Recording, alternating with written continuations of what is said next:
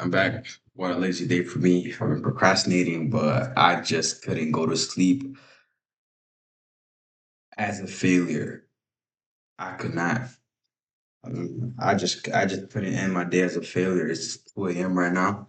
I just couldn't go to sleep as a failure because this whole day I haven't done anything, to be honest with you. I've been a lazy bum. Yes. Yes, I'm gonna be mean to myself. Yes, I've been a lazy bum. I'm gonna be honest and critical of myself. Not the best day for me, not the most productive day from myself, but it's not about how you start, it's about how you finish. So I'm gonna read a little bit today and get a workout in because I might be getting a little too big. So I have to revert and change my ways. Anyways, let's get back to it. Ziggy, 20 minutes.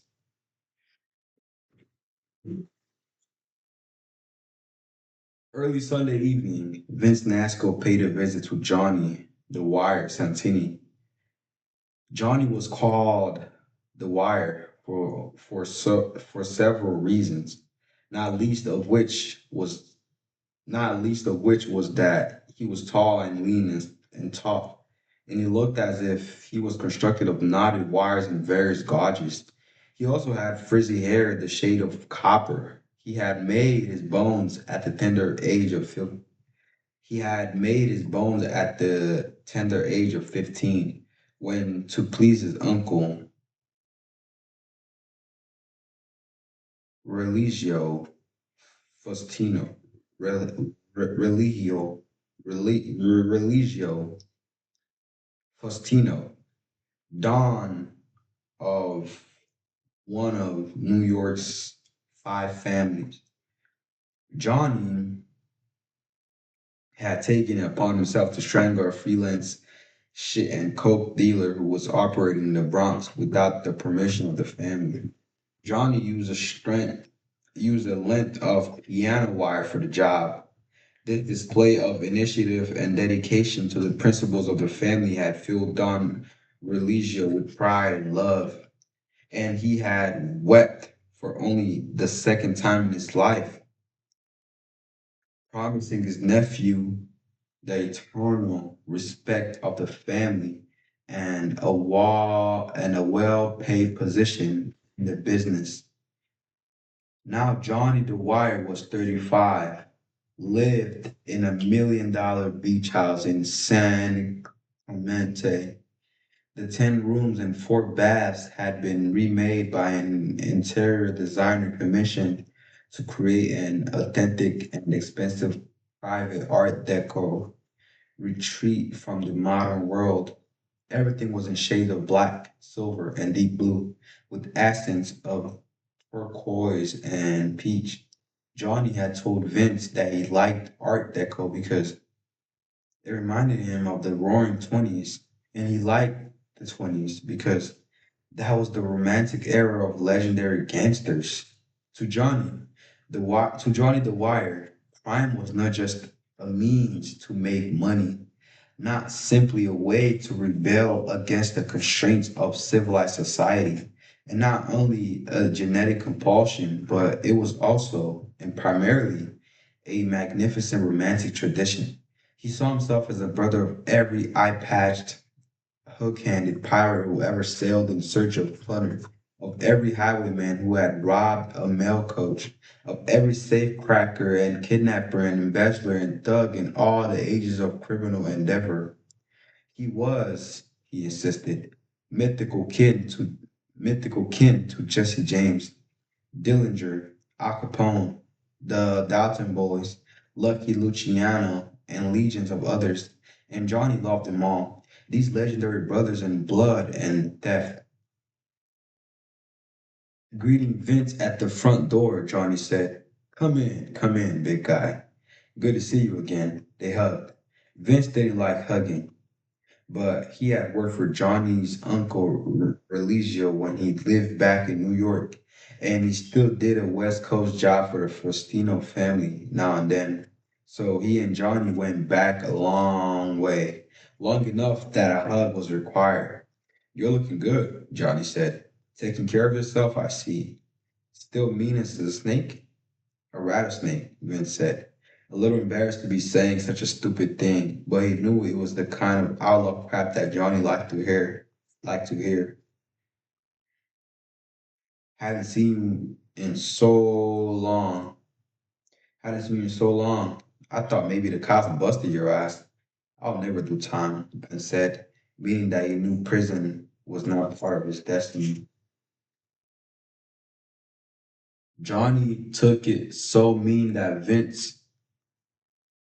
Johnny took it so mean that Vince would go down shooting rather than submit to the law. And he scowled and nodded approval. They ever get you in a corner, blow away as many of them as you can before they take you out. That's the only clean way to go down. Johnny the Wire was an astonishing. Johnny the Wire was an astonishingly ugly man, which probably explained his need to feel that he was to feel that he was a part of a great romantic tradition. Over the years, Vince had noticed that the better looking hoods never never glamorized what they did. They killed in cold they killed in cold blood because they liked killing or found it necessary. And they stole and embezzled and extorted because they wanted easy money. And that was the end of it. No justifications, no self glorification, which was the way it ought to be. But those were faces that appeared to have been cruelly molded from concrete. Those who resembled Quasimodo on a bad day. Well, many of them tried to compensate for their unfortunate looks by casting themselves as Jimmy Cagney in Public Enemy. Johnny was wearing a black jumpsuit, black sneakers. He also wore black, probably because he thought it made him look sinister instead of just ugly. Damn. From the foyer, Vince followed Johnny into the living room, where the furniture was upholstered in black fabric and where Armolu and the end tables were finished in glossy black la- lacquer, lacquer, black lacquer. There were Armolu tables. There were Armolu table lamps by rank, large silver dusted deco vases by Dom, a pair of antique chairs by Jacques Roland. Vince knew the history of these things only because on previous visits, Johnny the Wire had stepped out of his tough guy persona long enough to babble about his period treasures. A good looking blonde was reclining on a silver and black chaise long, reading a magazine. No older than 20, she was almost embarrassingly ripe. Her silver blonde hair was cut short in a pasteboard. She was wearing Chinese red silk lounging pajamas that clung on the contours of her full breast. And when she glanced up and pouted at Vince, she seemed to be trying to look like Jean Harlow. This is Samantha, Johnny the Wire said. To Samantha, he said, Toots, this here is a made man that nobody messes with, a legend in his own time.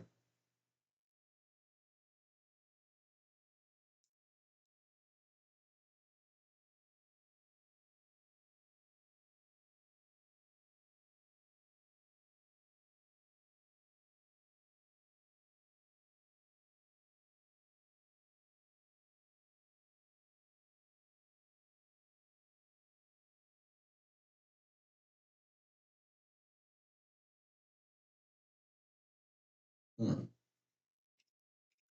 Vince felt like a jackass. What's a made man? The blonde asked in a high-pitched voice she'd no doubt copied from the old movie star Judy Holliday. Standing beside the launch, standing beside the long, copping one of the blonde's breasts and fondling it through the silk pajamas, Johnny said. She doesn't know the lingo, Vince. She's not one of she's not one of the fratellanza. She's a valley girl, new to the life, unaware of our customs. He means I'm no greaseball, Guinea. He means I'm no greaseball, Guinea, Samantha said sourly.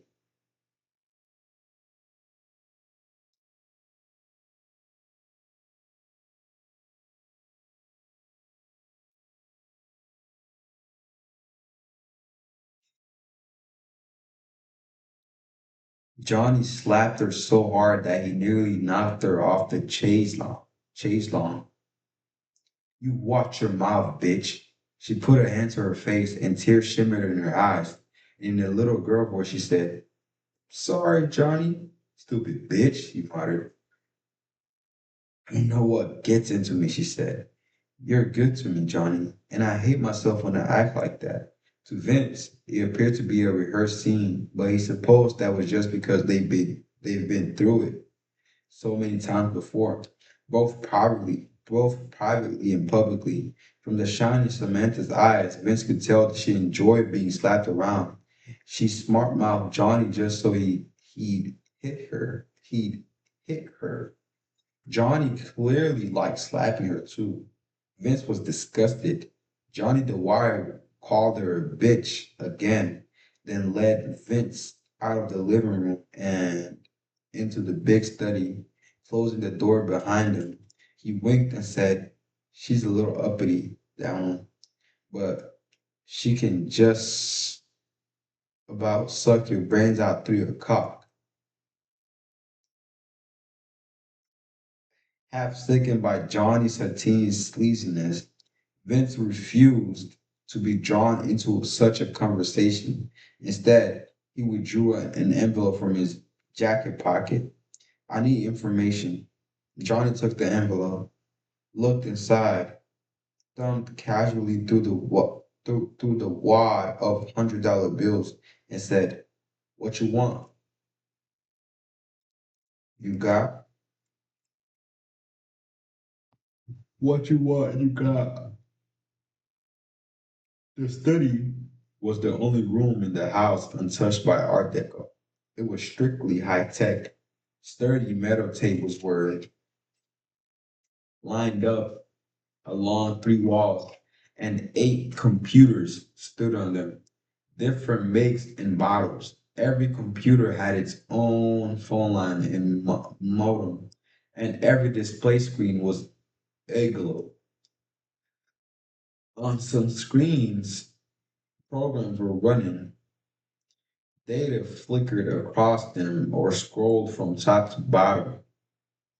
Drapes were drawn over the windows, and the two flexible network lamps were hooded to prevent glare on the monitors. So the predominant light was electronic green, which gave a peculiar feeling of being under the surface of the sea. Three laser printers were producing hard copies with only vague whispering sounds that for some reason brought to mind images of fish swimming through ocean floor vegetation. Johnny the Wire had killed half a dozen men, had managed bookie and numbers operations, had planned and executed bank robberies and jewelry heists.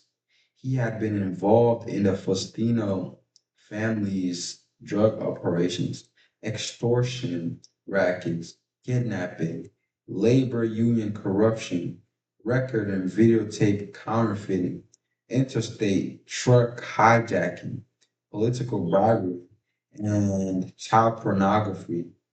He had done it all, seen it all, And although he had never exactly been bored by any criminal undertaking, no matter how long or often he had been involved in it, he had grown somewhat jaded. During the past decade, as the com- as a computer opened exciting new areas of criminal activity, Johnny had seized the opportunity to move where no mafia wise guy had gone before, into challenging frontiers of electronic theory and mayhem. He had a gift for it, and he soon became the mob's premier hacker. Given time and motivation, he could break any computer security system and pry through a corporation or a government agency most sensitive information. If you wanted to run a major credit card, if you wanted to run a major credit card scam, charging $1 million worth of purchases to other people's American Express accounts,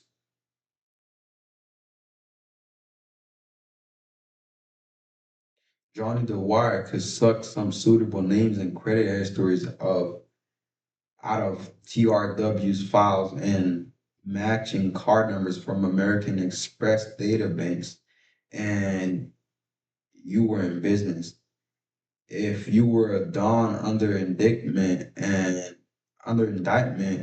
about to go to trial on heavy charges, and if you were afraid of the testimony to be given by one of your cronies who had turned state's evidence, Johnny could invade the Department of Justice's most well-guarded database, discovered a new identity that had been given a stool pigeon to the federal witness relocation program, and tell you where to send a hitman. Johnny rather grandly called himself the Silicon Sorcerer, though everyone else called him the Wire. Wow, so this dude is evil and is smart. Hacker 2 is crazy. No wonder why he became an inventor. A little bit coach. He's nasty too. Both disgusting. Just atrocious. As the mob's hacker, he was more valuable than ever to all the families nationwide. So valuable that they didn't even mind if he moved to a comparative backwater like San Clemente, where he could live the good beach life while he worked for them. In the age of the microchip, Johnny said, the world was one small town, and you could sit in San Clemente or Oshkosh and pick someone's pocket in New York City. Johnny dropped into a high back black leather chair equipped with rubber wheels in which he could roll swiftly from one computer to the next. He said, so, what can the silicone sorcerer do for you, Vince? Can you tap into police computers? It's a snap. I need to know if, since last Tuesday, any police agency in the country has opened a file on any particularly strange murders. Who are the victims? I don't know. I'm just looking for strange murders. Strange in what ways? I'm not exactly sure. Maybe somebody with his throat torn out, somebody ripped to pieces, somebody chewed up and gouged by an animal. Johnny gave him a peculiar look. That's strange. Oh, that's strange. Something like that would be in the newspapers. Maybe not, Vince said. Thinking of the army, thinking of the army of government security agents that would be working diligently to keep the press in the dark about the Francis Project and to conceal the dangerous developments on Tuesday at the Banadine Labs. The murders might be in the news, but the police will probably be suppressing the gory details, making them look like ordinary homicides. So from what the papers print, I won't be able to tell which victims are the ones I'm interested in.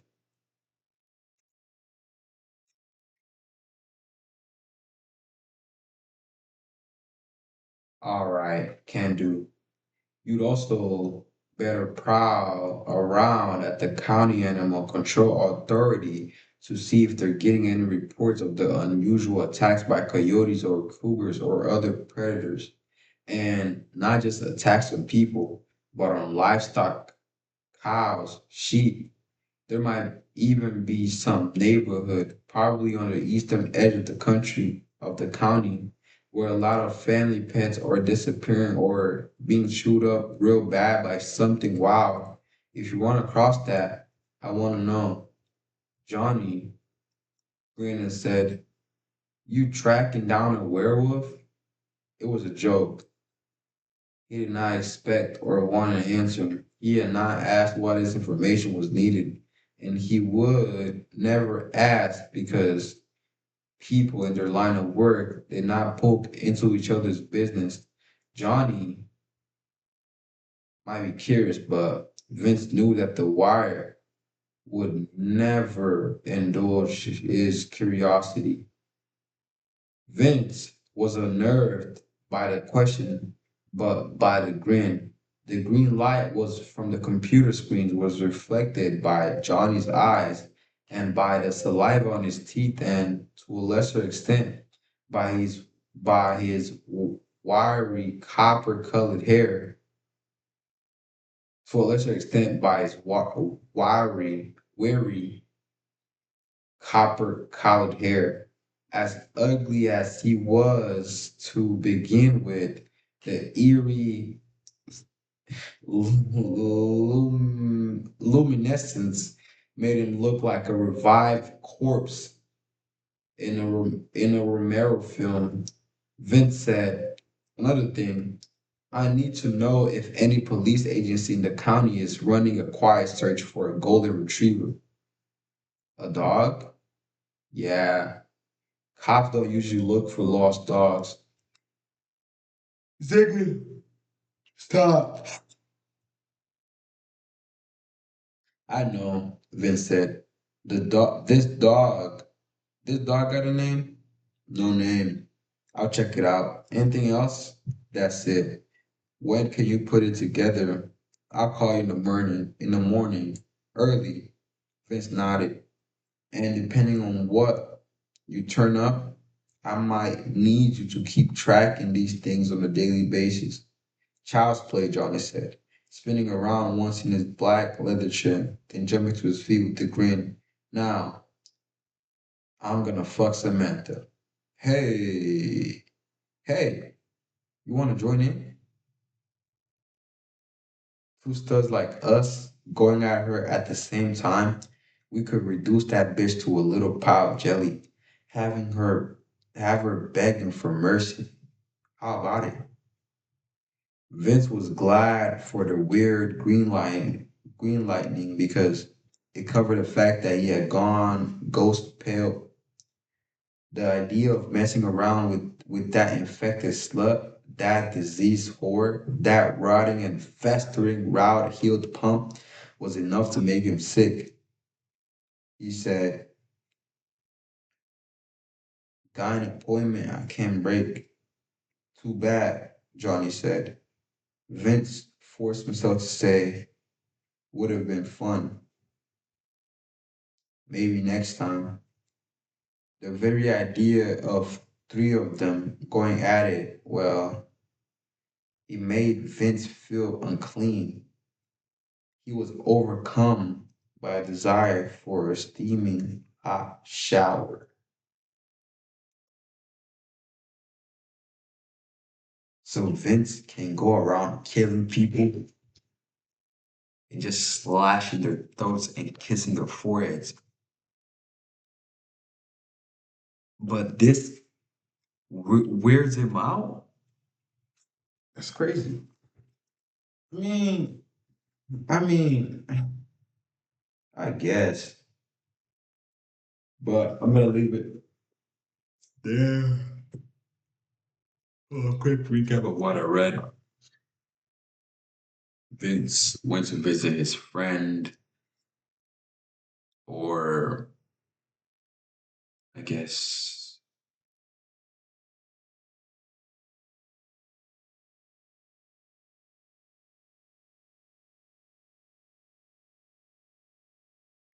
associate.